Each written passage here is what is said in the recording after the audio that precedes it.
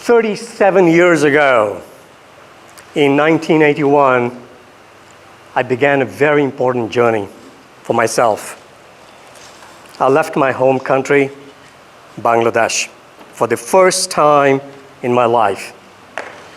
I moved to the United States to begin my graduate studies. I still remember arriving at the campus of Southern Illinois University in Carbondale. I was very, very excited. It was a dream come true. Soon after my arrival, I was invited to dinner by my American host family. I met my host father, John, and his wife, and his two lovely teenage daughters at dinner. I remember one very particular moment from that evening.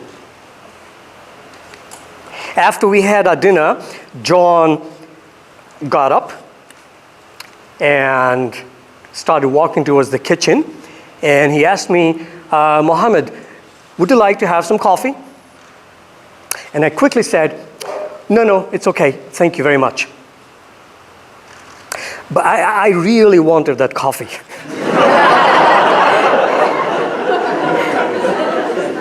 You see, I said no because it was the polite thing for me to do. It was an automatic response on my part. You see, a host offers me coffee. First time, I say no. The host offers it the second time and insists, and then I say, thank you, and accept it with gratitude. And so I was expecting John to offer me again for the second time.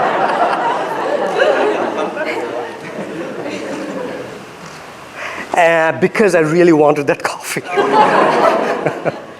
But John didn't say anything. He just said, no problem, Ahmed, it's all right. He made his coffee, came back, sat next to me, started drinking it, even started appreciating the taste of his coffee, and I waited for my coffee. That evening, I left my host family's home confused and without having my coffee. A few days later, I was talking to my classmates and told them this story. And one of my American classmates, he started laughing loudly. He said, Mohammed, in America, in this kind of situation, you either say yes or no, and you mean it. And I said, wow, I didn't know. I'll remember this. I remember a few days later talking to John himself, my host father, and I told him why I said no the first time. And when he heard the explanation, he burst into a laughter. And he said, Mohammed, next time when I offer you coffee, I will do it twice. And the second time, I will insist. I told John, no worries. Next time when you offer me coffee, the very first time, I will say yes. And we both laughed. That evening, at that dinner, John was a cultural stranger to me. But I believe I connected well with him. In 1988, my cross-cultural journey took a significant turn. I moved to Japan. I came here to teach. Just after a few days of my arrival, I got introduced to a very kind-hearted woman, Seki-san. Seki-san was a teacher at the local community, so we called her Seki-sensei. Now, Seki-sensei was very, very motherly, very helpful, very kind. She lived with her mother, and her mother was like a grandmotherly figure to us, so we called her Obasan in Japanese. Now, Obasan she made delicious Japanese dishes. She was well known for that in her area. And so one evening, Obasan invites me to homemade sushi dinner. Just me. And I was so happy. I went, enjoyed my dinner. But from that evening, I remember one particular moment. After dinner and conversation, I was about to leave the home, and I walk towards the front entrance, a sliding door, and just before I opened the door, I turned around to say goodnight to Seiki Sensei and Obasan. And then I saw something, and I wasn't prepared for it. Seiki Sensei was standing, but Obasan, she knelt down and bowed deeply, and her forehead touched the floor. And I wasn't ready for that, because in my religious belief as a Muslim, I bow and touch the ground, the floor, only when I pray to God. And I wasn't ready for that. But I wasn't shocked, because I had received so much love and care and generosity from Obasan. So I left that evening with mixed feelings. And the next day, I talked to my colleagues in my department who had been living in Japan for a long time. And one of my colleagues said, "Mohammed, that was the highest form of respect and courtesy you could get in Japan." And then, in spite of my religious belief, I was deeply moved. I felt very humbled. I felt very privileged. So, my coffee moment with my host father, John, in America, and my good night moment with Obasan here in Japan, these are the two critical moments out of many, many, many critical moments that I've experienced on my cross-culture journey.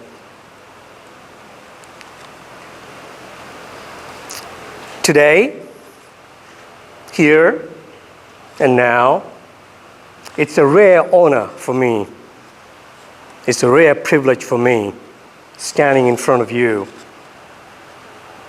Each of us is on a cross-cultural journey of our own.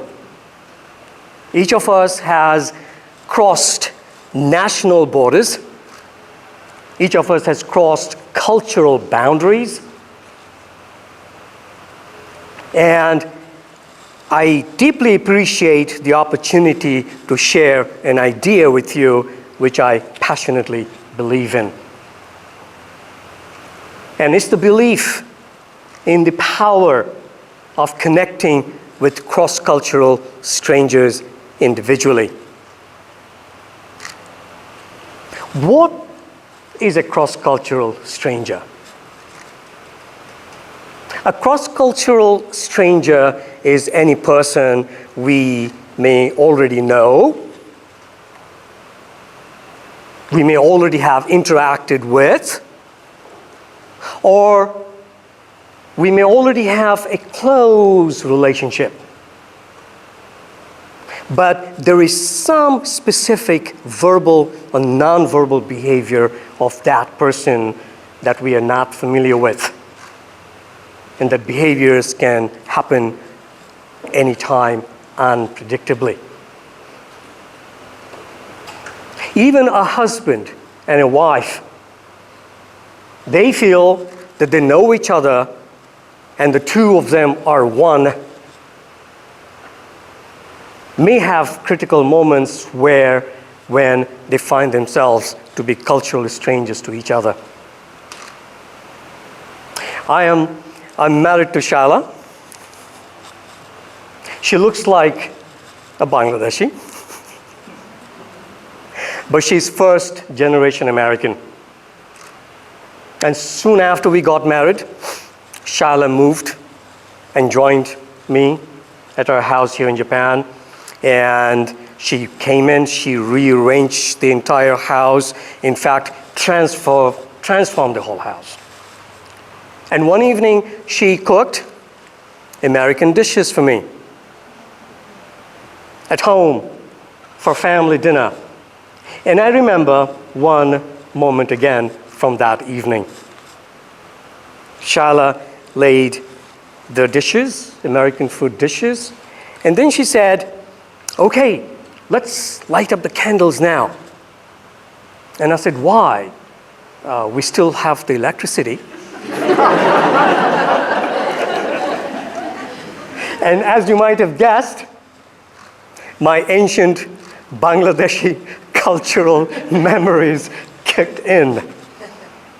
As I was growing up in Bangladesh, we used to light candles when electricity was gone. At that moment, I didn't realize that for Shaila, candle lights were connected, associated with a romantic atmosphere. Now, I must admit, over the years, I have enjoyed candlelit dinners in a very, very romantic way with Shaila many, many times. So, we may have moments with cultural strangers, even in a family relationship with a host father. Even in a family relationship with an adopted grandmother. Even in a family relationship with wife.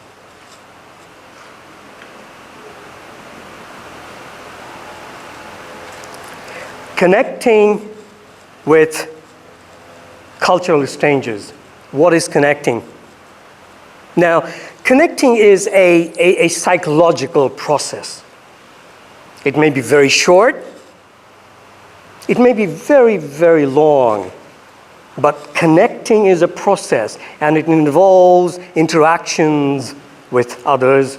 And during those interactions, there are critical moments that suddenly come up unpredictably. And these critical moments create what researchers call cognitive dissonance in our mind. And that cognitive dissonance interrupts our familiar way of thinking, or interpreting. It's triggered by unexpected nonverbal or verbal behaviors. It's a clash. It's a clash between two different cultural values and beliefs. But this clash is not an end in itself. It actually produces a very creative dialectical tension in our mind. And our mind tries to resolve the tension, looking for meanings and explanations. At that point, we may talk to somebody who may be familiar with the culture of the cultural strangers we interact with. Or we may go to some other sources and get information and knowledge. And with that, we are able to find an explanation. And this explanation leads to an understanding, which I would like to say a much deeper level of understanding, a complex whole that incorporates contradictory values and beliefs. And then from cognitive dissonance, we moved to cognitive flexibility. And it's a rich mental state of mind. And as I say this, I'm inspired by two TED speakers Theo Stark and Zachary Wood. Theo Stark is called a stranger enthusiast. And in her TED Talk, she beautifully, nicely draws our attention to the fact that when we talk to strangers, it beautifully interrupts our normal life, in her words. And it gives us opportunities for unexpected connections with people, in her words.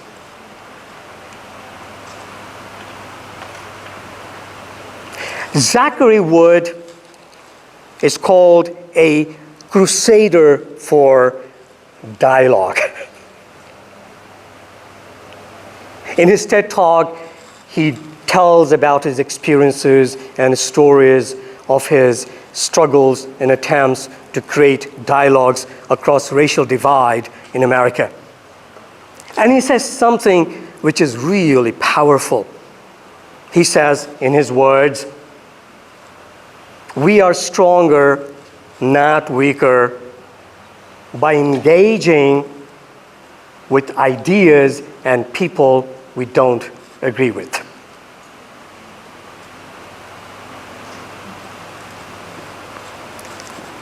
What is connecting with cultural individuals individually? What does individually mean? And I will echo Theo Stark a little bit again. And individually means here looking at people as individuals, as they are, and not looking at them with our preconceived notions of nationality, of gender, of ethnicity. So that's an attempt on our part to suspend those preconceived notions and approach others as individuals as they are in their actual behaviors. And it is this sense of individuality that makes us global citizens, wherever we are, whoever we are with. It is this sense of individuality that helps us to cross our national borders and cultural boundaries effectively. It is this sense of individuality that helps us appreciate and accept cultural strangeness among us as individuals. It is this sense of individuality that helps us to appreciate cultural diversity. And it is this sense of individuality that helps us to become aware that at the core, we are human beings and we share a sense of common humanity. And we need this awareness very badly for peace and love and faith in a world that is so polarized and divided today. Thank you.